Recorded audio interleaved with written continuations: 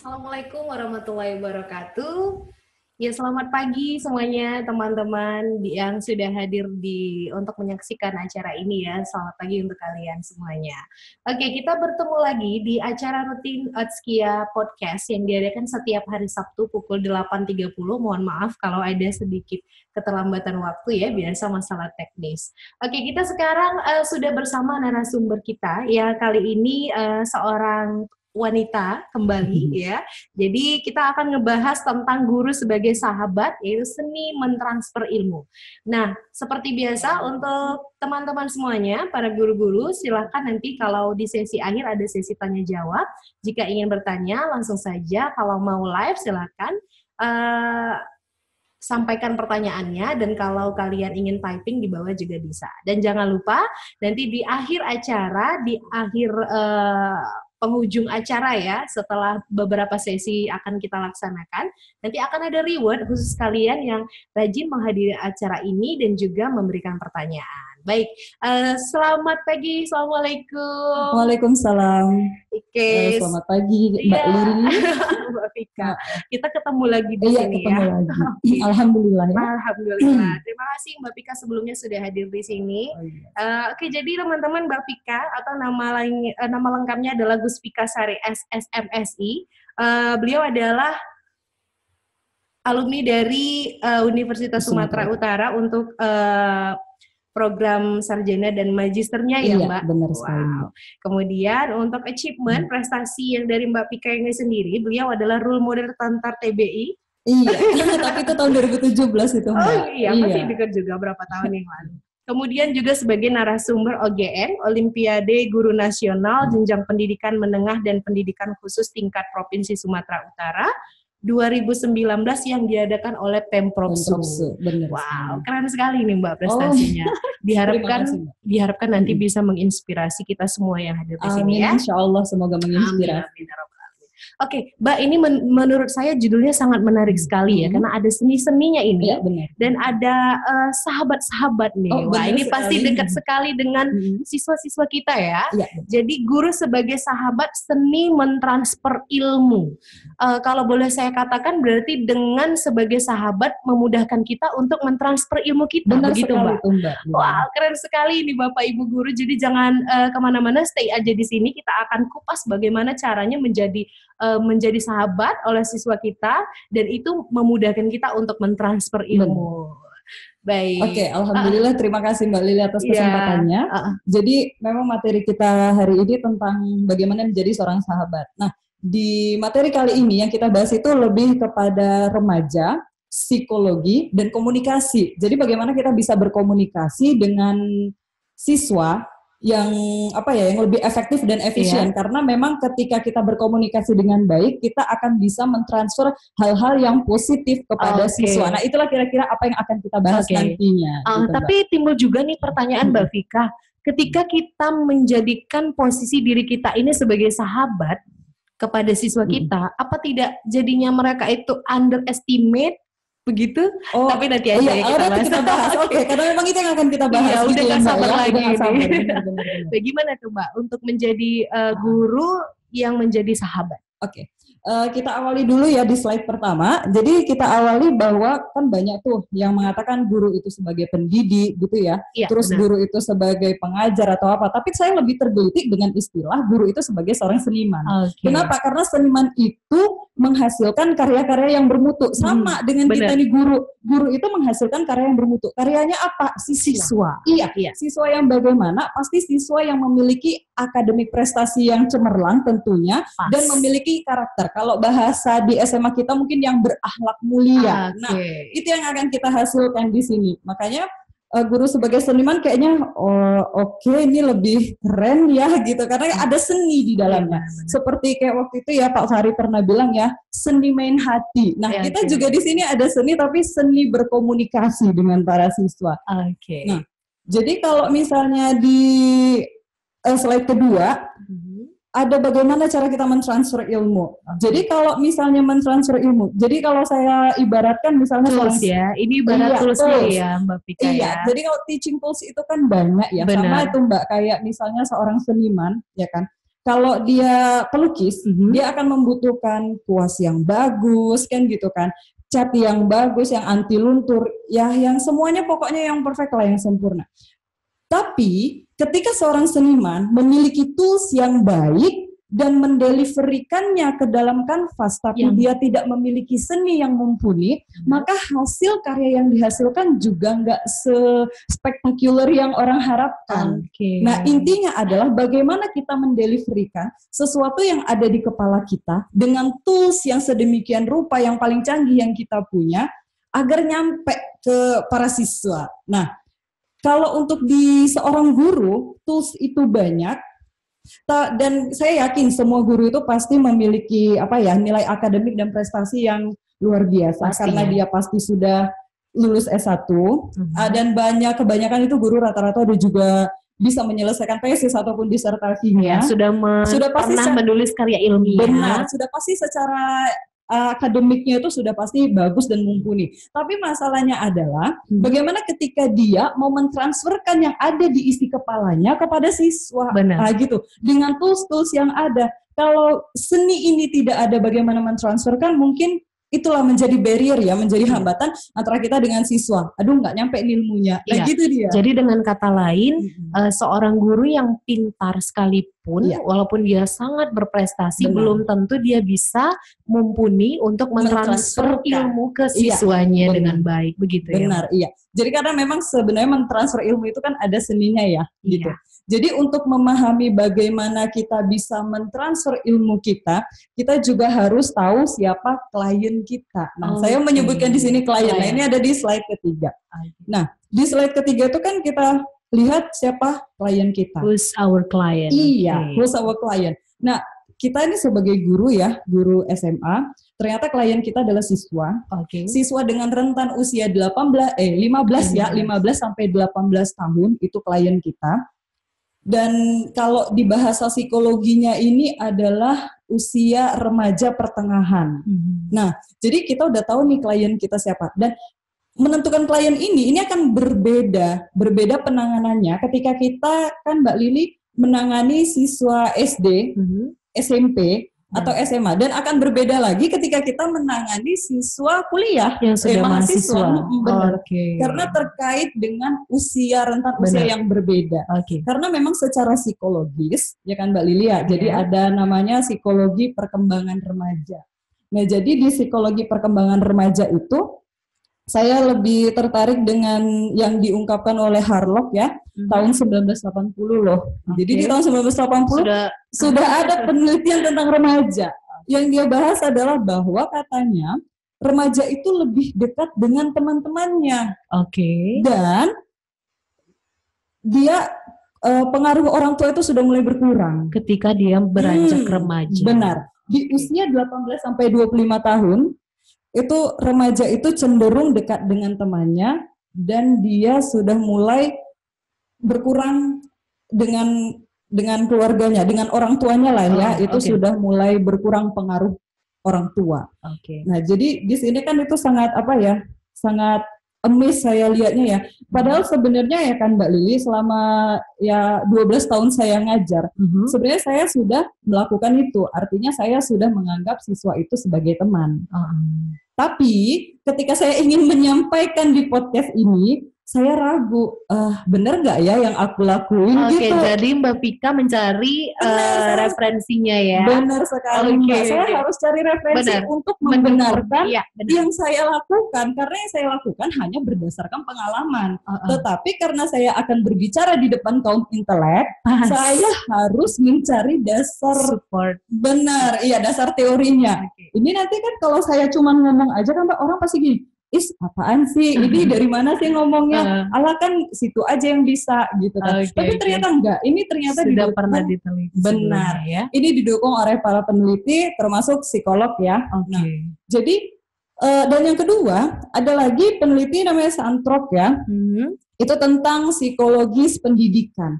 Jadi ini lebih mengena sebenarnya Mbak. Jadi di psikologis pendidikan itu mengatakan bahwa untuk menjadi seorang guru harus act as a friend. Benar, kita harus bertindak sebagai seorang teman. Dan waktu baca buku itu saya lebih amazed lagi. Wow, ternyata untuk jadi guru kita memang harus jadi temennya gitu. Saya kira selama ini apa aku aja kali yang kayak gini ya atau gitu. Ini salah gitu bahkan ya. Kadang-kadang kan kita mikir ya Mbak Lilia, ini bener nggak ya yang aku lakuin, bener nggak ya aku berteman dengan siswa gitu kan. Tapi ternyata waktu baca buku ini, ternyata bener gitu. Jadi kan kita nggak ragu lagi ya, karena yang kita lakukan sudah ada dalilnya, istilahnya kan gitu. Iya benar. Jadi kalau misalnya berteman dengan siswa ini ya, karena kita memang harus bertindak sebagai teman, ya kita harus tahu juga bagaimana kita bisa berkomunikasi dengan seorang mereka. Teman, iya, pastinya. Benar. Kita harus tahu juga bagaimana berkomunikasi dengan seorang teman ya. Ya, teman yang mungkin mereka itu pastinya umurnya di bawah kita begitu kan. Iya, bagaimana bisa kita menjadikan mereka seorang teman kita. Nah, benar Mbak Lili. Jadi karena memang remaja ini cenderung mendengarkan teman-temannya, maka kalau misalnya saya disuruh memilih nih ya Mbak Lili ya, kamu kalau menjadi guru itu lebih memilih menjadi temannya atau orang tuanya. Maka saya akan memilih jadi temannya. Kenapa? Karena memang pada dasarnya di usia remaja pertengahan itu mereka lebih mendengarkan teman-temannya ketimbang orang tuanya. Nah, siswa dengan orang tua mereka hormat. Siswa dengan temannya mereka mendengarkan. Nah, saya kalau disuruh memilih, saya lebih memilih didengarkan daripada dihormati. Didengarkan daripada dihormati. Iya, karena siswa mungkin dia akan menghormati orang tuanya, tapi ketika dibilang orang tuanya, kamu begini, mereka nggak dengerin gitu Mbak Lili. Mereka cuman oh iya, tapi mereka nggak ngelakuin. Tapi ketika kita bertindak sebagai temannya, kita bilang apa aja itu masuk. Kayak terhipnotis gitu ya. Benar sekali Mbak Lili. Kenapa? Ini berhubungan dengan berikutnya ini terhipnotis. Betul. Ini sama seperti kayak Pak Yudi semalam pernah bahas bahwa kita tuh harus satu frekuensi dengan siswa ya. Benar, itu minggu lalu ya. Pas sekali, wah Bu Tika ini berarti mengikuti sekali ya cara podcast kita ini. Ya kemarin di materinya Bapak Wahyudi mengatakan bahwa kita harus satu frekuensi. Dan itu pertanyaan Bu Tika juga kemarin ya. Bagaimana caranya menyatukan frekuensi. Salah satunya ya ini terjawab ya. Bahwa kita harus menjadi sahabat untuk siswa kita begitu supaya kita bisa satu frekuensi. Dan itu jawaban Pak Yudi kemarin itu menginspirasi saya untuk melanjutkan materi ini gitu. Jadi intinya adalah kita harus satu frekuensi dengan siswa dan menjadikan mereka sahabat kita begitu ya. Benar sekali Mbak Lili. Jadi ketika kalau misalnya di pertemanan kan kayak tadi Mbak Lili bilang kan, lah kalau kita jadi teman mereka, bukannya kita takut mereka bakal underestimate gitu ya Mbak ya. Iya. Kayaknya insya Allah enggak. Kenapa? Karena kita juga ketika menjadi teman, ketika kita make a friend lah ya dengan para siswa, kita harus memposisikan diri kita sebagai teman yang bagaimana. Gitu dia. Nah, kalau saya memposisikan diri ketika di a group of peer lah istilahnya ya, di komunitas satu pertemanan sama para siswa, itu saya akan memposisikan sebagai ruler. Saya yang ngatur. Atau bahasa lainnya itu leader. Saya akan menjadi leader di situ. Artinya kalau dalam bahasa Medannya Mbak Lili, kalau ada satu komunitas itu kan pasti ada wak gengnya. Wak geng. Saya akan bertindak sebagai seperti itu. Nah, saya akan bertindak sebagai kepala suku, saya akan bertindak sebagai wak geng di situ, dan saya yang akan ngatur. Dan saya nggak mau mereka yang mengatur saya. Karena tetap posisi kita adalah guru, gitu ya Mbak Lili ya. Begitu ya. Jadi ternyata kita juga menjadi sahabat di sini, menjadi teman untuk siswa, tapi bukan sembarang teman. Benar sekali. Bukan sembarang sahabat. Kita kalau bisa jadi nge-lead mereka, yaitu kita berposisi sebagai leader gitu ya. Kita lead mereka ke arah mana tujuan yang mau kita capai sebagai target kita. Keren sekali nih Bu Bika. Memang tidak akan ada habis-habisnya ketika kita berbicara tentang seni mengajar ini ya. Banyak sekali kemarin juga sudah dibahas untuk variasi-variasi. Sekarang kita akan bahas lagi mengenai seni mentransfer ilmu. Wah, ini keren sekali. Jadi kita menjadi klien, tadi kita kenali dulu klien, kemudian setelah menjadi sahabat mereka, jangan pula kita terikut dengan mereka gitu ya. Kita jadi yang mengikuti, tapi kita menjadi leader mereka. Benar. Kalau misalnya kita punya beberapa siswa, maka kita adalah wak geng gitu ya. Iya, benar sekali Mbak. Kita harus jadi trendsetter kalau istilahnya ya. Kita harus jadi trendsetter di komunitas para siswa gitu. Oke, Mbak Vika, ini tadi kan kita sudah bahas tentang mengenali klien ya. Iya. Setelah kita kenalin bahwa kita juga, berarti kan ini siswa kita ada berbagai macam pribadi ya. Iya, benar pastinya sekali, juga cara masuk ke pribadi mereka itu menggunakan pendekatan yang berbeda-beda. Benar, pasti setiap siswa itu punya cara yang berbeda ya, cara kita mendekatinya ya. Iya, kita harus memahami satu persatu begitu ya. Oke, nah jadi kira-kira untuk ada kendala yang pernah Mbak Vika hadapin? Kalau untuk siswa biasanya kendalanya itu sebenarnya anak-anak yang bandel ya Mbak ya. Tapi sebenarnya percayalah, anak yang bandel itu pada dasarnya dia itu butuh perhatian. Nah jadi kalau saya ngatasin anak-anak yang butuh perhatian ini, disebutin aja namanya tiap hari. Karena memang pada dasarnya dia itu kan lagi cari perhatian dan usia-usia segitu mereka tuh senang ketika namanya disebut. Ini bukan saya yang ngomong, ini lagi-lagi psikolog yang ngomong dan itu saya baca buku bahwa siswa itu senang ketika dipanggil namanya. Tapi memang kendala bagi seorang guru adalah mengenali nama satu persatu Mbak Lili. Jadi saya waktu itu pernah punya pengalaman ada siswa dia sampai mes banget ketika aku panggil namanya. Waktu aku teriakan Jovi bla bla bla. Dan dia, kakak tahu nama aku. Dan dia tuh senang kali. Jadi kan kita langsung dengan mengenal atau dengan menyebut namanya saja ternyata mereka sudah merasa diapresiasi. Benar, itu termasuk salah satu apresiasi Mbak. Wah, ternyata hal yang sangat sederhana sekali sudah membahagiakan siswa kita ya. Iya, dia itu udah sangat senang banget ya. Padahal kita, cuma nama doang gitu kan. Tapi ternyata waktu baca buku, oh iya, ternyata mereka senang dipanggil nama. Jadi memang PR-nya kita kenal nama, tapi untuk mengatasi ini, karena kan mengenali nama itu agak sulit. Masih susah, siswa kita berapa banyak ya. Iya, tapi kalau saya tuh mengatasinya biar tidak ada barrier antara kita dan siswa. Kalau kita tidak kenal namanya, aku akan panggil dengan sebenarnya kalau dibilang agak lucu sih, tapi Wak, kau mau kemana? Gitu. Kenapa aku panggil Wak gitu kan Mbak Lili? Karena satu lagi bahasa Medan itu akan memberikan kedekatan antara kita sama siswa. Gitulah. Tapi nanti itu ada di materi berikutnya. Kayaknya kita langsung aja nih Wak. Setelah mengenali klien, kemudian menjadi leader di komunitas atau di kelompok mereka. Kira-kira apa lagi nih untuk berhasil mentransfer ilmu? Iya. Jadi kalau misalnya di sini kan kita lihat slide satu lagi ya, how to communicate ya. Berarti kita harus tahu ya bagaimana cara kita berkomunikasi dengan para siswa. Nah jadi intinya memang kan tadi yang kita bahas itu adalah tentang komunikasi ya Mbak ya.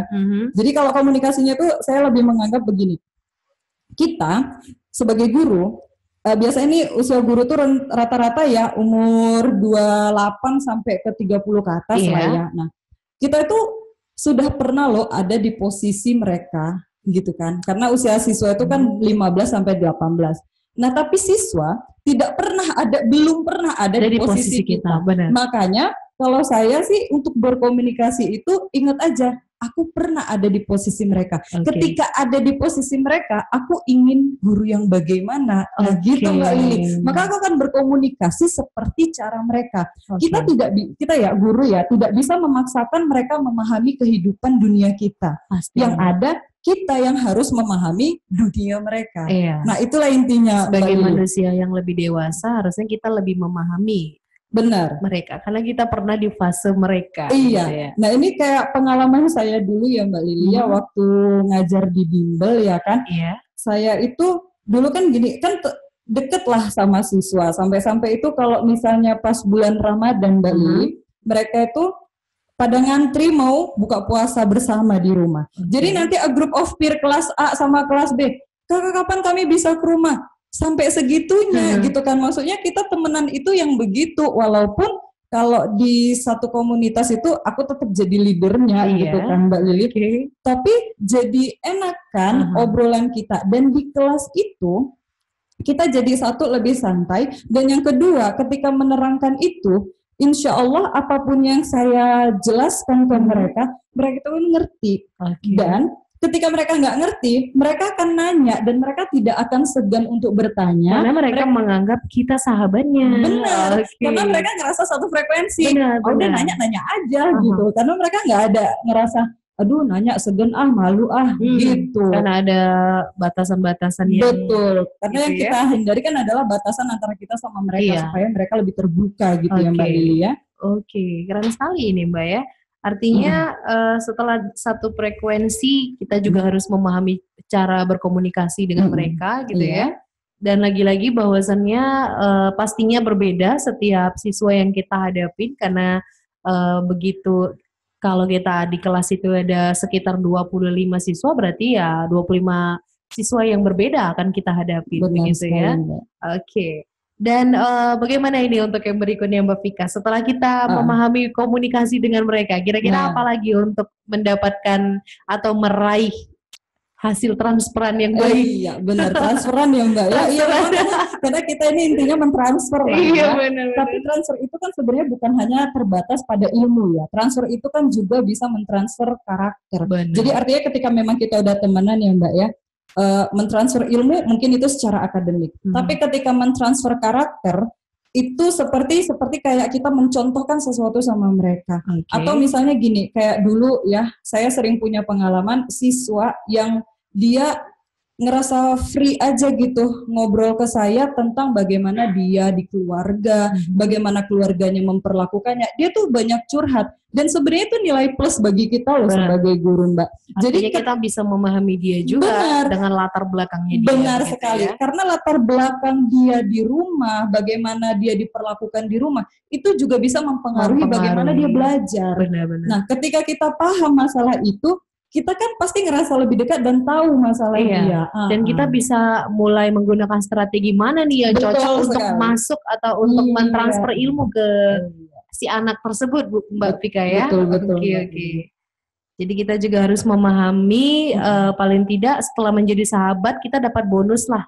Mereka mau bercerita, mereka mau memberikan sharing pengalaman apapun itu ya, bahkan hal-hal yang mungkin dianggap pribadi. Oke, Mbak Vika, ketika Mbak melakukan step-step tadi ya, atau poin-poin tadi, memahami cara berkomunikasi yang baik dengan mereka, pastinya ada satu siswa dua yang belum bisa diajak berkomunikasi dengan baik maksudnya. Kira-kira gimana untuk Mbak Vika? Pernah nggak atau caranya kalau gagal di step itu sebelum? Tapi kalau misalnya atau dilakukan terus menerus tidak menyerah, pantang mundur. Benar, kalau saya orangnya pantang mundur karena semakin dia abaikan saya akan semakin gencar mendekatinya. Begitu ya. Jadi jangan putus asa ya. Kalau belum berhasil untuk menjadi sahabat, dekatin terus. Betul. Karena dia nanti sampai sebenarnya ada nih 5 cara komunikasi yang saya buat di slide selanjutnya. Nah di slide selanjutnya itu ada 5 cara untuk berkomunikasi dengan siswa. Itu ala saya, tapi tetap semuanya based on theory. Jadi saya harus, memang kan seperti saya bilang tadi, kita harus lihat dulu dasar teorinya ini ada nggak, bener nggak. Saya nggak mau asal ngomong gitu ya. Jadi yang pertama itu be like them. Be like them. Jadi cara komunikasi yang pertama itu kita harus jadi seperti mereka. Kita tuh kalau selalu dibilang kan sama Pak Yudi itu satu frekuensi sama mereka. Menjadi seperti mereka itu bisa dengan 2 cara. Kalau kemarin kata Pak Yudi yang satu frekuensi itu bisa melalui bahasa, bisa juga melalui tindakan, bisa juga keduanya. Nah, maka untuk yang cara komunikasi yang pertama ini, yang kita perlukan adalah kita harus menentukan kita mau pilih yang mana. Kita mau pakai bahasanya atau tindakannya. Kalau pakai bahasa, seperti itu tadi saya bilang Mbak Lili, kita harus pakai bahasa pemersatu untuk mereka. Bahasa pemersatu ya. Memang fungsi bahasa itu adalah sebagai pemersatu bangsa. Tapi gini Mbak Lili, saya saya waktu itu pernah pulang kampung ke Jawa. Jadi saya pulang kampung itu nganterin, jemput ponakan saya pulang sekolah, itu anak SD. Tapi dia belum pulang, posisinya pada saat itu masih di dalam kelas. Dan dari luar kelas saya mendengar gurunya menerangkan dengan siswa dengan bahasa Jawa. Dan saya di situ what? ini sekolah kok pakai bahasa Jawa, saya gitu dah. Dan terus waktu itu saya sudah juga punya pengalaman, Kak Lili, saya pernah ngajar di salah satu SMA pelosok banget itu di daerah Tapanuli Utara. Nah, itu sampai di sebelah mes kami itu SD ya, sekolah dasar. Nah, itu sampai yang anak sekolahnya itu pergi tuh nggak pakai sepatu, saking memang itu di dalam banget. Jadi pada pakai sendal, pada pakai sendal, pada pakai baju, bukan baju sekolah lagi, baju rumah biasa. Dan waktu lewat mau pergi beli sarapan, apa yang saya dengar? Gurunya mengajar dengan bahasa Batak. Wow, amazed gitu kan. Kok kayak gini ya? Ternyata yang saya pelajari setelah saya banyak-banyak baca buku psikologi pendidikan, ternyata memang bahasa yang mudah dimengerti atau bahasa yang memang digunakan oleh mereka itu lebih mudah dipahami. Nah, kalau di kondisi kita yang para remaja ini, bahasa apa yang sering mereka pakai? Pasti satu bahasa gaul. Pastinya, kan gitu kan. Nah, bahasa mereka ya. Benar. Jadi kalau misalnya di kelas, saya itu memang hampir jarang lah ya untuk menggunakan bahasa yang formal. Saya lebih, kecuali pas lagi nerangin. Tapi kadang-kadang kalau misalnya untuk menarik attachment sama mereka, untuk membuat engagement sama siswa, saya akan menggunakan bahasa-bahasa istilahnya bahasa Medan lah ya, bahasa gaul anak sekarang lah ya. Misalnya saya mau nerangin, yang di belakang pada ribut. Mbak Lili tahu apa yang saya bilang? Biasanya saya akan bilang gini. Oi, cuy, saya mau ngajar, mau tengok enggak nih? Aku bakal begitu, karena ketika kita ngomong formal, mereka kan ngerasa terintimidasi. Tapi ketika kita ngomongnya ala mereka, kadang-kadang saya gini juga, weh, ngajarlah dulu aku ya. Kadang aku gitu juga, gitu kan. Jadi mereka nggak ngerasa, mereka ngerasa ada similarity dengan mereka gitu kan. Jadi mereka, oh iya, nah itulah tadi be like them, kita bisa menjadi seperti mereka dari segi bahasa. Hanya untuk menarik perhatian sebenarnya. Menarik perhatian aja. Benar. Setelah mengutarakan apa itu namanya greeting kita ya. Ya udah kita balik lagi ke laptop balik lagi ke benang merah. Benar. Tetap ngajar lagi ya biasa lagi. Paling tidak untuk membuyarkan keributan yang di belakang sana. Benar sekali Mbak. Karena kalau kita masuk kadang-kadang kan siswa ada yang main lah, ada yang lagi ngapain lah. Belum gitu satu frekuensi juga ketika belajar salah satu cara untuk kita membuat satu frekuensi dengan para siswa. Gimana selanjutnya kita kembali ke how to communicate tadi ya. Iya, jadi kalau misalnya itu kan tadi yang be like them ya Mbak ya. Terus yang kedua itu adalah be a teacher you like, gitu ya. Jadi kalau yang kedua itu jadilah seperti guru yang kamu suka when you are in the same age. Ketika kalian ada di usia yang sama. Nah kalau saya tuh dulu kayak gini ya, waktu ngajar ya pertama ya, saya akan menjadikan diri saya, waktu saya dulu SMA, saya pengen guru yang seperti apa ya gitu. Oh, aku suka guru A, aku suka guru B. Nah, aku akan ambil itu Mbak Lili. Aku akan terapkan itu di kelasku. Karena aku ngerasa ketika aku menjadi dia, aku pasti akan paham sama seperti waktu guru aku itu menjelaskan. Gitu ya Mbak Lili ya. Karena kita harus menjadi orang yang seperti apa yang kita mau gitu ya. Nah, jadi ini kayak ada, jadi sebenarnya semua ceritanya pengalaman ya, tapi kan semuanya berdasarkan teori. Jadi waktu di SMA itu ya, semua gurunya itu asik sebenarnya. Semua gurunya keren-keren Mbak Lili. Tapi waktu mulai masuk ke SMA kelas 3, saya itu kan mulai bimbel ya. Dan waktu di situ saya ada amazed sama satu tentor bahasa Inggris. Dan dia itu ngajarnya tuh cuman bikin kita ketawa. Ketawa sepanjang kelas, tapi paham.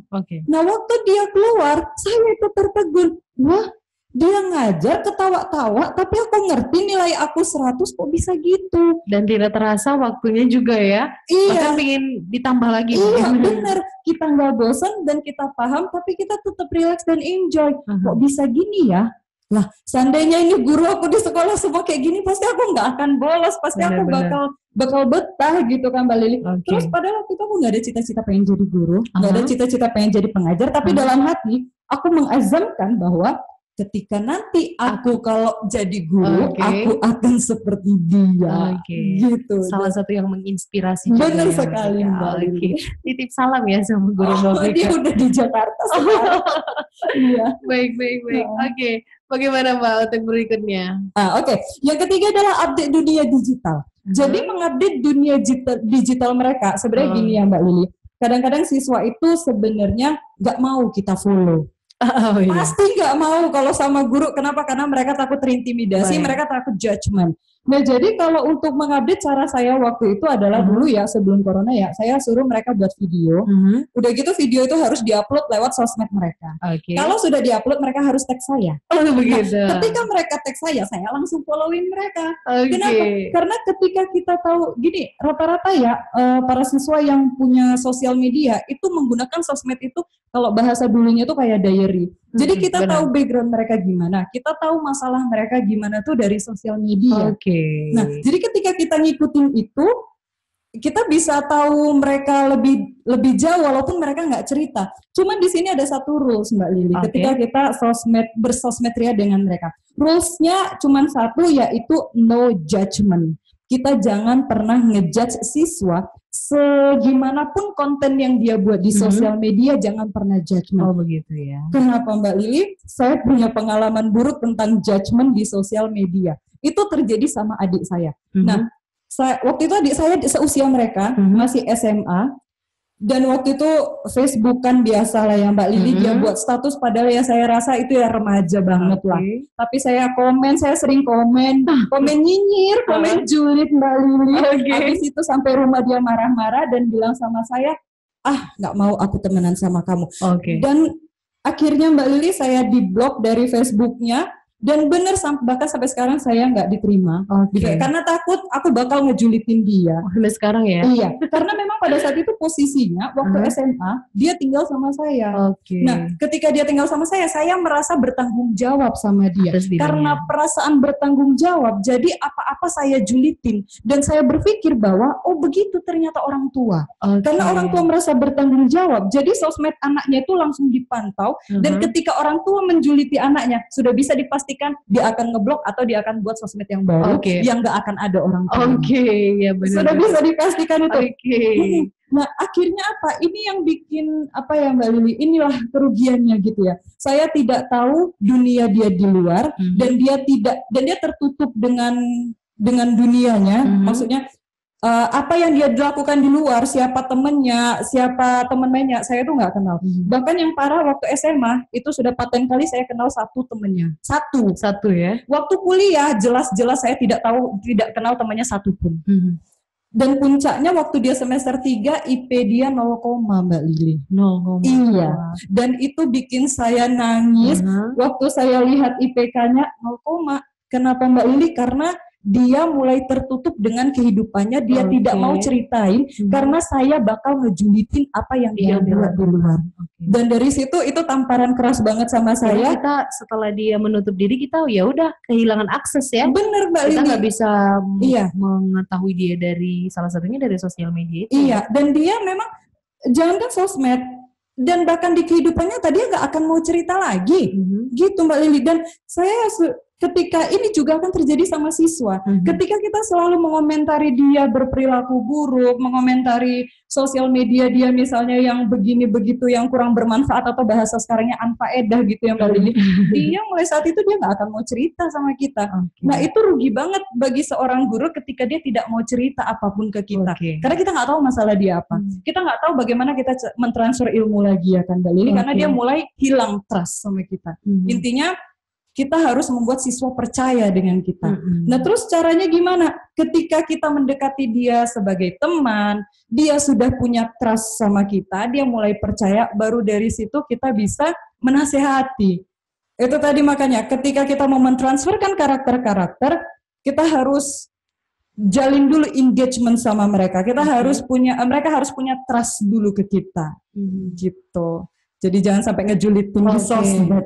Jadi tadi yang ketiga ternyata kita harus update dunia digital, salah satunya sosial media. Benar. Tapi dengan catatan ketika kita sudah berada di dunia mereka, no julid. Iya, no julid, no judgment gitu, benar Mbak Lili. Paling tidak, kalaupun ada yang tidak benar ya kita lakukan pendekatan dengan cara yang baik, dengan mendatanginya mungkin ya, bukan dengan julid di kolom komentar gitu ya. Atau ngejulitin di luar juga benar-benar gitu kan. Keren. Terus yang keempat itu ada apresiasi. Nah itu tadi, no judgment. Jadi lebih bagus kita mengapresiasi aja apa yang mereka buat. Kayak misalnya kayak sekarang orang hobi TikTok ya Mbak ya. Nanti dia kadang-kadang siswa itu kan banyak yang nge-TikTokin yang unfaedah, apa-apa gitu kan. Ya udah apresiasi aja, wah keren ya, wah bagus ya gitu-gitu aja. Saya paling kenceng saya komen tuh begitu.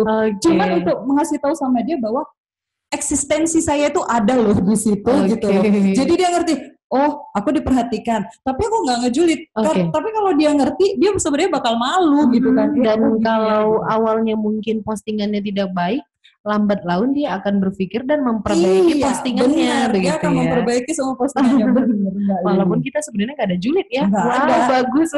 Dia ngerasa sendiri. Iya benar-benar. Oke. Wah, ini bisa juga diaplikasikan ini untuk ibu-ibu, bapak-bapak guru yang lainnya ya. Jadi kita bisa tetap kepo sama siswa, tapi dengan catatan tadi no julid, kita tetap bisa kepo masuk ke dunia mereka, begitu ya. Oke, ada lagi nih Mbak Vika, wah semakin seru ya yang terakhir step-stepnya. Nah, yang terakhir stepnya adalah peka. Kita memang harus peka terhadap situasi dan kondisi. Kalau kita sudah ngerti lah ya, kalau misalnya kelas offline sih waktu itu ya, kita harus ngerti siswa ini belajarnya ini abis olahraga. Kalau abis olahraga itu pasti kan lagi panas-panasnya, Mbak Lili lagi ngantuknya. Terus kalau kita masuk, terus kita paksakan kita ngajar abis udah Gak ada yang dengerin, gak ada yang ngerti, sama pada tidur. Jadi saya waktu itu pernah saya bilang, terus waktu itu ada juga pas saya masuk semuanya pada ngantuk. Terus saya bilang, lah kenapa ngantuk weh? Kan masih jam segini gitu kan. Iya Miss, tadi kami belajarnya berat kali gitu ya. Biasa kalau energinya sudah habis di jam sebelumnya ya. Iya, kalau pelajaran mafia itu kan menguras otak yang ya. Jadi mereka tuh udah pada sampai ngantuk. Kalau saya paksakan saya ngajar, ini nggak akan baik. Karena 1,5 jam saya akan sia-sia karena sebagian bakalan tidur. Jadi cara saya adalah ya udah, jadi kalian cemana sekarang maunya? Tidur aja lah ya. Dikasih waktu 15 menit, tapi harus bener-bener istirahat, dan abis itu harus bener-bener dengerin Miss nerangin. Dah. Jadi bener, saya matiin lampu, tidur. Ada yang ngorok. Iya. Emang karena kalau dipaksain juga nggak bakalan ini percuma. Malah nanti bisa mengganggu yang lainnya gitu ya. Jadi sama sih intinya menyatukan frekuensi lagi ya, sampai frekuensi benar-benar stabil. Masuk deh. Baru bisa masuk. Karena lebih bagus saya mengorbankan 15 menit waktu saya daripada mengorbankan 1,5 jam dan yang lihat hanya 2-3 orang. Iya. Gitulah. Jadi itulah 5 cara komunikasi. Sudah sampai 5 ya kita bahas. Jadi kalau misalnya sama ya seperti di slide berikutnya ya, kita lihat juga bagaimana Rasulullah mendidik anak. Iya, jadi kalau waktu itu Anas ini melayani Rasul ya sudah selama 10 tahun, dan apa yang dikatakan Anas selama 10 tahun dia tidak pernah mendengar Rasulullah itu menghardiknya. Nah, jadi itu yang saya terapkan ke siswa. Insya Allah saya kalau untuk siswa saya nggak mau sebisa mungkin kita tidak menghardik atau kita tidak memarahi atau bahkan yang lebih parahnya sampai menampar siswa. Insya Allah itu seharusnya nggak boleh terjadi, karena suri tauladan kita juga mengajarkan bahwa jangan pernah menghardik atau seperti melakukan kekerasan sama mereka. Insya Allah itu nggak akan terjadi. Nah, sama kan seperti waktu Anas Rasulullah itu menyuruh Anas pergilah ke suatu tempat gitu. Ini pada posisi Anas itu waktu itu masih kecil ya, masih anak-anak ya. Pergilah ke suatu tempat gitu. Lah, apa yang dikatakan Anas benar-benar nggak mau. Enggak. Habis itu Anas pergi begitu saja. Rasulullah tidak ada marah. Rasulullah hanya ya udah gitu. Tapi setelah didiamkan beberapa jam, ketika Rasulullah lewat pasar melihat Anas sedang bermain, apa yang dikatakan Rasulullah? Rasulullah pegang pundaknya dan menatap matanya, dan dia bilang, Anas pergilah. Anas langsung pergi. Nah, di situ Anas tetap mematuhi, tapi tidak ada marah-marah dari Rasul. Dan semua berjalan dengan baik tanpa harus marah-marah loh gitu loh. Tapi memang semuanya butuh waktu gitu. Jadi memang tidak perlu dengan marah-marah. Betul, tidak perlu dengan marah, tidak perlu dengan kekerasan. Karena Rasulullah sudah mencontohkan bagaimana mengajarkan anak ketika dia memang pas lagi masa bandel-bandelnya. Nah ini kan sebenarnya Anas tuh lagi membangkang ya pada saat itu. Tapi Rasul tindakannya seperti itu, dan itu sangat menginspirasi sekali bagi saya ya sebagai guru ya. Ketika siswa memang nggak mau ngerjain, saya akan kasih waktu. Sama kayak tadi Mbak Lili, ketika dia belum mau belajar, dia masih pada ngantuk, ya saya akan kasih waktu. Tapi janji, ketika nanti tiba waktunya, kamu harus dengerin, karena saya sudah kasih kamu waktu. Kita buat kesepakatan ya. Kita buat kesepakatan. Kamu juga harus kasih waktu saya dong. Gitu. Saya sudah memberikan kamu waktu 15 menit untuk tidur, dan biarkan sisanya saya yang ngatur. Itu tadi kita jadi ruler dan kita jadi leader Mbak. Baik, benar-benar. Jadi dan harus konsisten. Ya, artinya kita juga mengajak mereka belajar untuk bagaimana caranya konsisten, begitu ya. Kalau kita sudah memberikan mereka waktu atau waktu untuk paling enggak untuk berleha-leha, untuk menstabilkan diri setelah pelajaran sebelumnya sangat melelahkan, dan kita akan buat kesepakatan yang wajib disepakati bersama, baik kita dan juga siswa kita. Wow, keren sekali ini. Bisa dijadikan inspirasi dan juga trik-triknya tadi bisa kita gunakan ya, Bapak Ibu Guru. Oke. Nah, di slide selanjutnya, saya udah bahas masalah trauma belajar ya. Dan ini agak berbahaya sebenarnya. Kapan terjadi trauma belajar? Biasanya ini itu tadi, ketika guru mulai banyak marah, banyak perintah, terus mulai melakukan aksi-aksi anarkis, biasanya tuh siswa langsung ada trauma belajar. Nah, hasil dari trauma belajar itu dia bisa efeknya cemas, sulit konsentrasi, dan yang paling parah nanti dia jadinya suka bolos. Makanya kadang ada siswa yang nggak mau datang lah gitu. Kenapa? Karena gurunya bla bla bla. Atau misalnya, dulu aku padahal suka pelajaran A, tapi sekarang karena gurunya suka marah-marah, aku jadi nggak suka. Nah, itu yang kita hindari. Kalau bisa, dulu dia suka pelajaran itu, dan sampai sekarang dia harus akan tetap suka. Bahkan gitu. Harus lebih suka. Benar sekali, bahkan harus lebih suka. Gitu. Jadi yang dihindari adalah trauma belajar sebenarnya, Mbak. Trauma tadi ya. Iya. Oke, mungkin ini slide terakhir ya. Slide terakhir. Oke, kita akan ke sesi tanya jawab nanti setelah selesai ini. Silakan Bapak Ibu Guru yang sudah ada pertanyaan langsung aja di typing ya. Sebelumnya kita bahas dulu ini slide terakhir. Computer mediated communication. Gimana ini Mas? Sebenarnya ini hampir intinya ya, inti dari kita belajar online. Jadi ternyata di tahun 2002 itu ada seorang social psycholog ya kan, dia psikologi sosial, namanya Baron, dia mengemukakan tentang computer mediated communication. Jadi komunikasi dengan alat komputer. Jadi karena ini yang kita lakukan. Jadi kan memang dari dulu selalu dibilang kita sudah memasuki era digital, tapi waktu itu masih hanya wacana dan hanya masih segelintir orang yang melakukan. Tapi pandemi ini kan memang memaksa kita untuk mempercepat semuanya ya Mbak Lili ya. Makanya ini perlu saya angkat. Kenapa? Karena ternyata untuk berkomunikasi lewat komputer atau lewat media atau kayak mau dari handphone kayak smartphone gitu ya, itu pasti agak jauh berbeda dengan ketika kita kelas offline, benar. Karena memang dari kecil yang kita tahu, kita tuh lebih banyak mempelajari wajah ya, mimik wajah ya, bagaimana orang marah, bagaimana orang suka atau tidak suka gitu. Tapi ketika di online, Mbak Lili, kita kan nggak bisa lihat wajahnya itu gimana gitu ya. Tidak semua juga mengirim emot ya. Ini masalahnya. Ternyata CMC ini yang dibahas adalah ketika kita tidak bisa menampilkan bagaimana aura wajah kita, kita bisa mengirimkan emot. Karena memang yang dibahas, makanya di slide berikutnya itu ada emoticon. Gitu. Ternyata berhubungan dengan emot juga ya Mbak Vika. Bisa ditampilkan slide berikutnya. Di situ ada emoticon. Kalau misalnya siswa salah waktu kita tanya kan, yang ini jawabannya apa? Terus dia salah. Kalau misalnya kita langsung marah-marah, itu kan nggak enak ya. Terus wajah kan nggak kelihatan juga. Tapi kalau kita kirim emotnya begini, kamu salah, gitu kan? Bener. Dia nggak akan, maksudnya dia satu nggak malu sama temennya, terus dia ngerasa satu frekuensi juga. Oh iya ya, aku salah. Dan akhirnya mereka ketawa gitu kan. Atau misalnya stiker yang begini. Bubar gitu kan.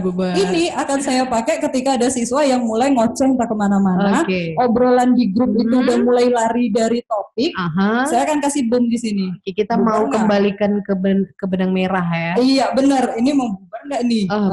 Bubar kalau nggak dilempar bom nih. Iya benar. Jadi memang kita di CMC itu kita diajari bagaimana kita menggunakan stiker atau menggunakan emot itu sebagai pengganti mimik wajah kita. Jadi kita nggak usah typing marah-marah, ya udah kasih aja perwakilannya menggunakan emot gitu ya. Iya benar, emot yang lucu-lucu lagi kadang. Atau saya lebih suka OTW Wakanda, apa nih maksudnya? Ini biasanya kan kalau misalnya untuk ke siswa, apalagi untuk di awal ya, kan di awal kalau misalnya kelas online itu kan kita harus tetap kasih ice breaking sama mereka. Ya. Nah, ice breaking itu biasanya ambil dari update isu. Isu apa yang biasanya yang sedang diperbincangkan pada siswa pada saat itulah. Oke, yang viral ya. Yang lagi viral, benar. Nah, waktu itu yang lagi viral Black Panther meninggal. Nah, jadi untuk buat ice breaking di kelas supaya mereka nggak ketika masuk, Assalamualaikum, Google Meet, habis itu masuk materi, itu kan boring ya, dan mereka pasti bosen kan. Jadi di awal nggak ada salahnya kita kirim ini, loh kak, kok OTW Wakanda Miss gitu kan, iya lagi mau takjiah nih, gitu. Ya udah itu lah, nggak apa-apa, itu hanya ice breaking supaya mereka, Miss ini update ya, ibu ini, ternyata ibu ini update dunia kami begitu ya. Bener. Dia ternyata memahami banget dunia kami begitu ya. Jadi memang kita harus sering-sering update. Tapi biasanya update isu itu bisa kita dapetin di Instagram. Itu update dunia remaja itu tuh. Atau kita cari aja lah 5 menit untuk info di Google ya. Bener. Yang lagi viral. Yang lagi hot dibahas gitu ya. Khususnya untuk anak remaja ya. Tinggal kirim ini aja sebenarnya itu udah bisa bikin, walaupun kita nggak lihat ya di grup itu mereka ketawa atau gimana gitu kan kita nggak bisa tahu. Tapi kalau dibalik itu saya yakin kalau yang ngerti ya mungkin ada yang jawab kan, wah ikut dong kak, gitu kan, wah ikut dong Miss gitu kan. Takjiahnya kapan, jam berapa, banyak juga yang komen kayak gitu.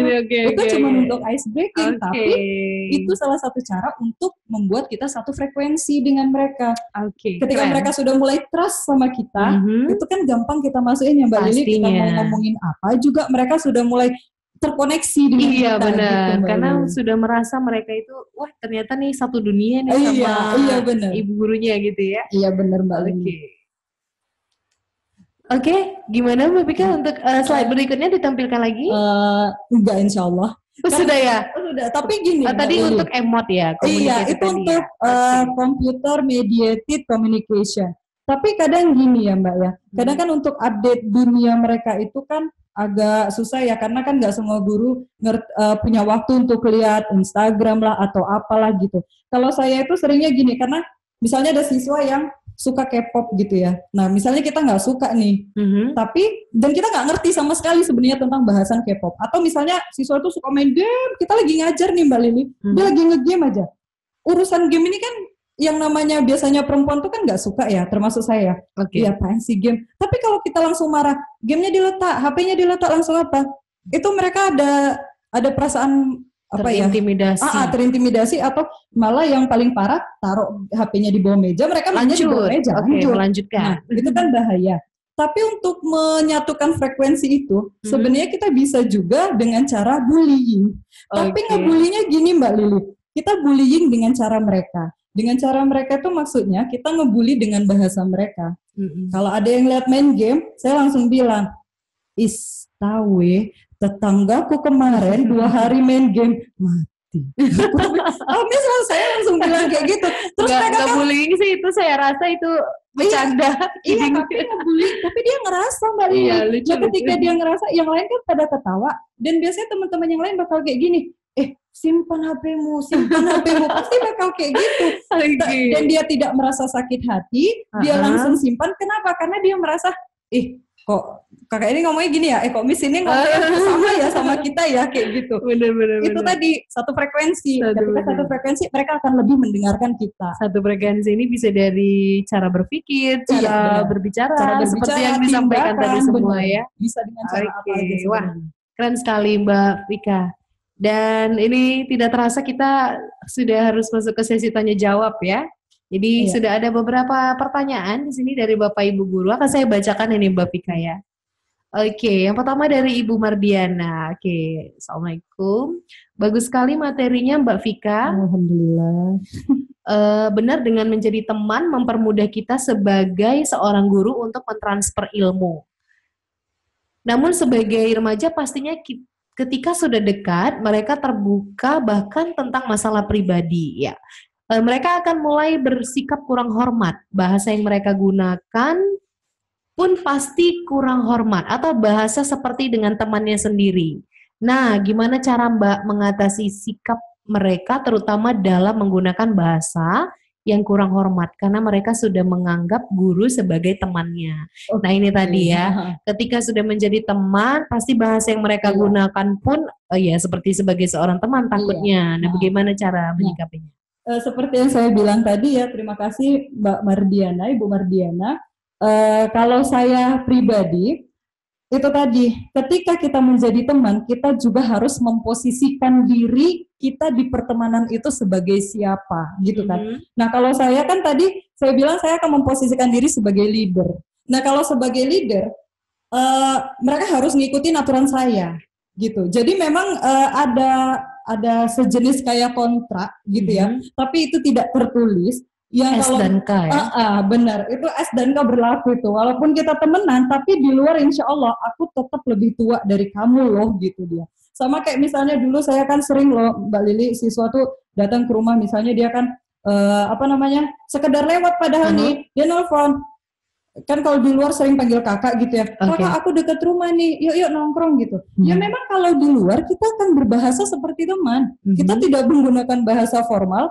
Dan ya biasa aja, dan alhamdulillah insya Allah ketika kita sudah memposisikan diri sebagai leader dia, walaupun dia dengan bahasa Medan ya, maksudnya dengan bahasa yang biasa kita pakai dengan sebagai seorang teman, insya Allah dia nggak akan underestimate lah sama kita, dia akan menghormati kita, tapi sebagai teman itu tadi, kalau di setiap a group of peer pasti ada leadernya, pasti ada wak-gengnya. Maka kita harus posisikan kita sebagai leader di situ. Dan insya Allah ketika itu sudah terjadi, mereka nggak akan berani yang macam-macam. Justru mereka akan hormat banget sama kita. Jadi ada poin yang harus digarisbawahi bahwa ketika kita menjadi teman untuk siswa kita, masuk ke dalam dunia mereka, tapi ingat poinnya adalah kita leadernya, gitu ya. Benar sekali. Kita wak-gengnya. Ketua kelasnya gitu ya. Oke, kita langsung ke pertanyaan berikutnya dari Ibu Rizky Setia Ayu. Assalamualaikum. Wah, materinya sangat luar biasa. Bu, saya izin bertanya. Dulu di sekolah saya mengajar, saya berusaha melakukan pendekatan kepada siswa dan berusaha menjadi temannya juga sebagai teman ceritanya. Nah, kadang saya mengalami siswa jadi lebih sering ngajak cerita saat jam belajar, tapi saat diajak belajar kembali, mereka memberikan banyak alasan untuk tidak belajar lagi. Wah, kebablasan ini kayaknya. Jadi bagaimana, apa yang harus kita lakukan jika mengalami hal tersebut?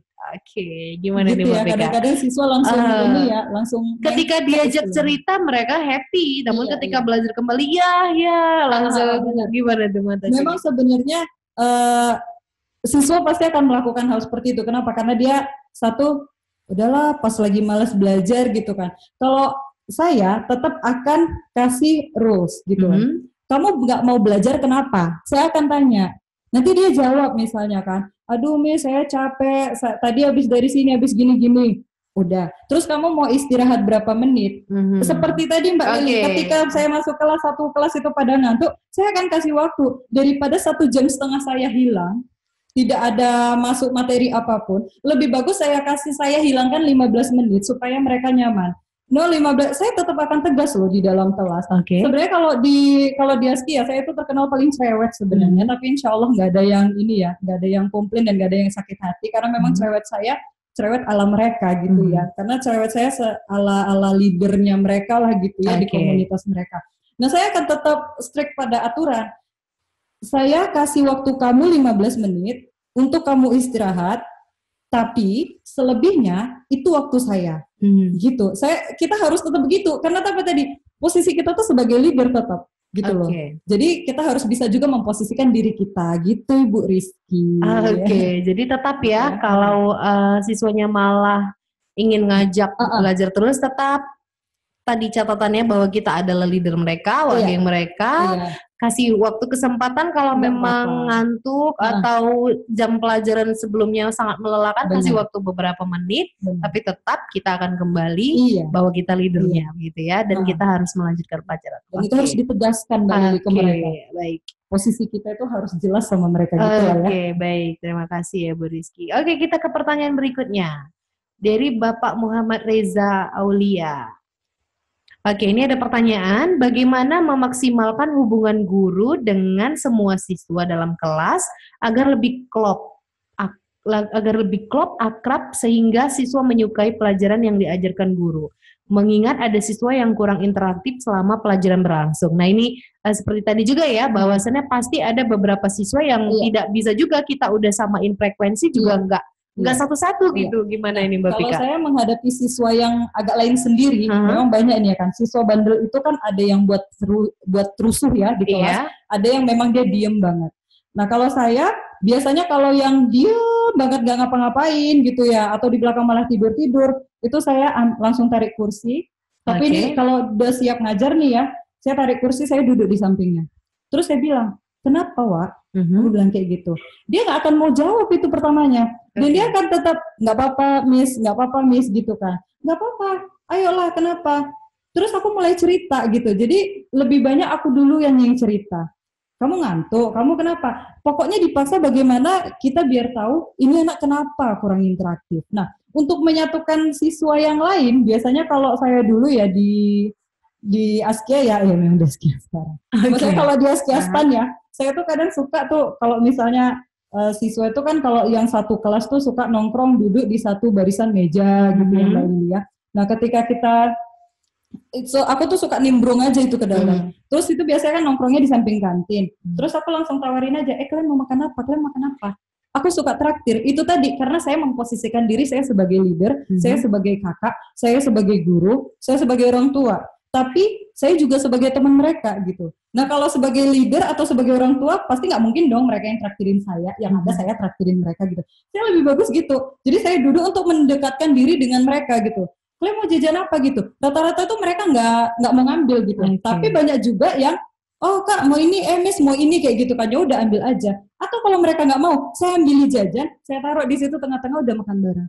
Itu hanya untuk ngobrol bareng aja, nggak ada nyampein materi apa-apa ya, cuman sekedar ngobrol bareng. Itu tadi Mbak Lili untuk membuat engagement sama mereka. Jadi membuat engagement itu bisa dengan cara traktiran, termasuk yang saya lakukan. Tapi kalau untuk siswa yang agak pendiam, yang agak kurang interaktif di kelas, agak susah masuknya. Maka caranya adalah dekati dia. Kalau saya lebih suka tarik kursi dan duduk di sampingnya. Saya akan tanya apapun yang saya akan tetap ada di situ di samping dia, dan dia nanti gugup sendiri dan dia duduk sendiri dan duduk tegak. Iya.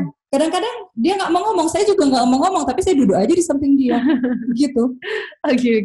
Jangan putus asa lah, pokoknya jangan nyerah. Memang ada siswa itu, biasanya kayak gitu itu yang introvert yang Mbak Lili ya, karena dia susah untuk berkomunikasi dengan orang, dan susah trust, dia susah percaya sama orang. Jadi kalaupun ada kendala, mungkin ada 1, 2, 3 siswa yang tidak bisa juga disatuin frekuensinya, bolehlah melakukan pendekatan-pendekatan ya sesuai dengan yang kita nyaman aja gitu ya. Oke, kita ke pertanyaan berikutnya ya. Ini ada dari tadi dari Bapak Muhammad Reza Aulia. Sekarang kita ke pertanyaan berikutnya. Oke, ini dari Bapak Syarif Sirait. Assalamualaikum, materinya bagus sekali Miss. Saya ingin bertanya bagaimana cara Miss menjadi leader atau wakgeng di kelas itu supaya didengarkan siswa. Untuk jadi wakgeng. Wakgeng tadi gimana nih? Jadi sebenarnya itu perlu S dan K yang tidak tertulis sebenarnya, perlu syarat dan ketentuan. Itu sebenarnya terjadi begitu saja Pak Syarif. Kita tidak ada mengutarakan kalau aku adalah begini enggak. Cuman ketika kita sudah menjadi teman, kita sendiri yang memposisikan diri kita.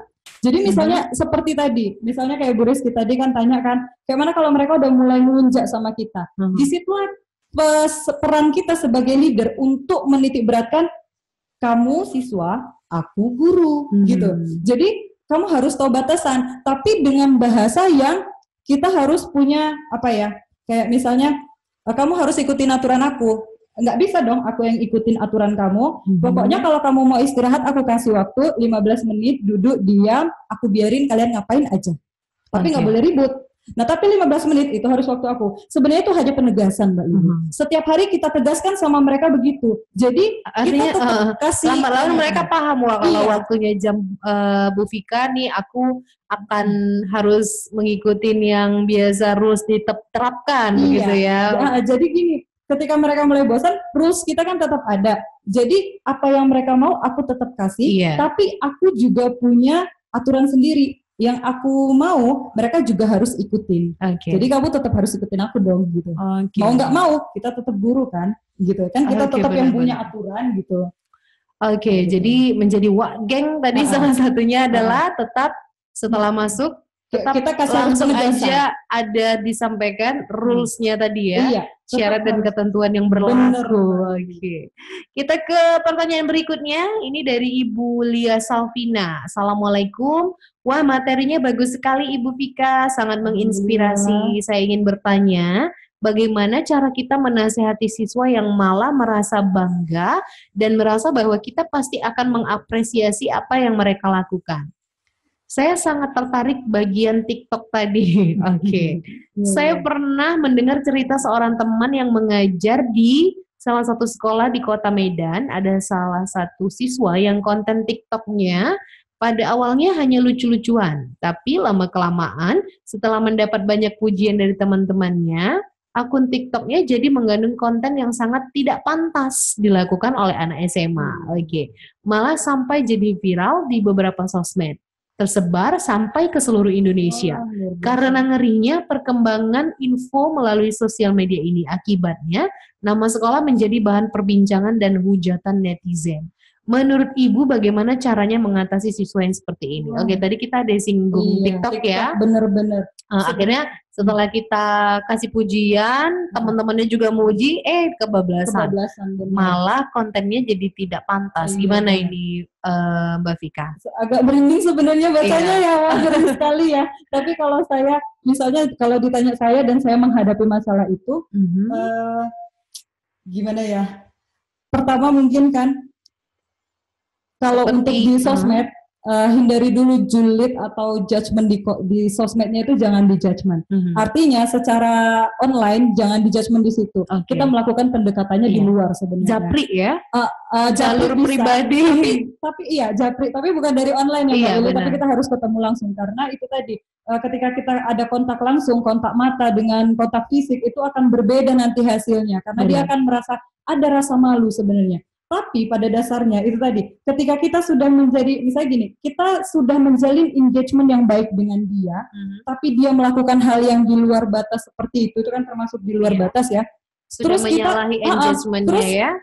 Terus kita datang sebagai teman, kita bisa loh nasehatin dia sebagai teman, tapi jangan menasehatin dia sebagai guru. Karena ketika menasehatin dia sebagai guru, mereka akan menganggap orang tua. Dan orang tua harus mereka jauhi. Kenapa? Karena mereka nggak mau dijulitin, mereka nggak mau dijudge. Itu yang mereka takutkan. Tapi ketika kita melakukan pendekatan sebagai temennya gitu kan, kalau misalnya memang dari awal kita sudah akrab dengan dia, sebenarnya insya Allah itu gampang dimasukin. Tapi kalau misalnya enggak, kayak saya misalnya kan sering ketemu sama siswa yang hampir begitu juga ya, agak lari sedikit ya ininya kan, di luar batas. Dan kelakuannya agak lari. Itu tadi Mbak Lili, saya sering bukan ngejulit sebenarnya ya, tapi ngebully tapi dengan cara mereka. Ngebully dengan cara mereka tuh gini maksudnya. Itu harus ketatap langsung, memang harus biar nampak ya. Kok kayak gitu kali TikToknya, nggak malu. Kayak gitu sebenarnya ketika, tapi ini harusnya kita sudah akrab ya dengan dia. Kalau kita sudah akrab, dia pasti sebenarnya akan ngerasa sendiri gitu loh. Tapi itu intinya tadi, kita harus punya engagement dulu sama dia. Tapi kalau misalnya kita belum punya pendekatan dengan dia, tiba-tiba kita ngomong, nggak akan masuk. Oke. Jadi artinya adalah kalau walaupun tadi dengan pujian-pujian tadi kan harapan kita adalah bisa memantau siswa ya. Namun jika ada pastinya yang di luar batas ataupun yang di luar harapan kita, maka tetap kita harus menyatakan kembali, menegaskan kembali bahwa kita ini sudah ada engagement, kita sudah ada aturan nih. Dan kalau dia tetap kalau dia melakukan pelanggaran berarti ya kita harus tetap melakukan mungkin pendekatan yang pertama, yang kedua mungkin nasihat ataupun arahan ya kepada siswa kita. Dan caranya itu sendiri ya sesuai dengan yang selama ini kalau tadi kita ikutin, kita sudah masuk ke dalam dunia mereka, pastinya juga kita menggunakan bahasa yang sudah mereka dan kita sepakati begitu ya. Oke. Intinya harus satu frekuensi dulu sama mereka Mbak, biar kita bisa masuk. Karena itu tadi kan psikologisnya, kalau remaja itu dia akan lebih mendengarkan temannya dibanding orang tuanya. Karena pengaruh orang tua kan sudah mulai berkurang. Kalau dia sudah menganggap kita temannya, dia akan lebih mendengarkan kita. Tapi sebaik-baiknya mereka mendengarkan temannya, itu kan nggak akan serta-merta kita bilang, kok kayak gitu kali TikToknya. Nggak mungkin dia langsung hapus atau dia langsung berubah, itu nggak mungkin. Itu semua butuh proses gitu lah. Tapi kalau kita semakin sering dekatin, kita semakin sering coba ajak dia berdiskusi, kita semakin sering ngajak dia kemana yuk, atau misalnya kita sering, benar-benar kita sering ngajak makan dia keluar misalnya, sering, pokoknya menjalin engagement lah ya, hubungan yang baik sama dia. Nanti kalau dia sudah mulai trust sama kita, intinya dia harus percaya dulu sama kita. Dia sudah mulai trust sama kita sudah bangun kepercayaan. Apapun yang kita bilang, insya Allah nanti dia akan mendengarkan. Tapi memang semua butuh waktu dan butuh proses. Iya. Baik, menarik sekali untuk materi kita hari ini ya. Bahwasannya ternyata guru itu juga bisa menjadi sahabat, dan dengan menjadi sahabat bonusnya adalah kita dapat mentransfer ilmu dengan baik ya. Apapun pastinya kebijakan yang kita buat pasti ada kendala, pasti ada kendalanya. Nah untuk itu ini bisa dijadikan inspirasi, tapi pastinya tetap kalaupun kita ingin jadi sahabat, kita harus jadi leadernya dan harus menjadi wak geng ya, leader atau wak geng, dan tetap ada syarat dan ketentuan yang berlaku. Baik, Bapak Ibu, kita sudah di penghujung acara. Jadi tadi kita sudah sama-sama dengarkan bagaimana cara menjadi guru menjadi sahabat, yaitu saling mentransfer ilmu ya. Kalau kita bahas tadi, yang pertama kita kenali dulu ya siapa siswa kita atau yang kita sebut dengan klien tadi. Kemudian kita juga bisa menjadi leader atau wak geng di kelompok mereka, dan yang paling penting adalah memahami cara berkomunikasi, update digital sosial, update digital yaitu salah satunya sosial media, tapi tetap kita nggak boleh julid, namun kalau sudah ada hal-hal yang di luar batas, kita boleh menegaskan kembali kepada siswa kita. Bapak Ibu guru, mohon maaf yang pertanyaannya belum sempat dibacakan dan dijawab oleh narasumber, tapi nanti kalau untuk sesi berikutnya kita ada sesi yang kedua ya. Untuk sesi yang kedua, stay di sini atau istirahat juga boleh, kita akan mulai nanti pukul 10.30. Terima kasih banyak sudah bersama dengan saya dan narasumber di sini. Semoga tadi apa yang sudah kita diskusikan menjadi inspirasi dan hal yang berkah untuk Bapak Ibu semua. Saya akhiri podcast kali ini. Wabillahi taufik wal hidayah. Assalamualaikum warahmatullahi wabarakatuh.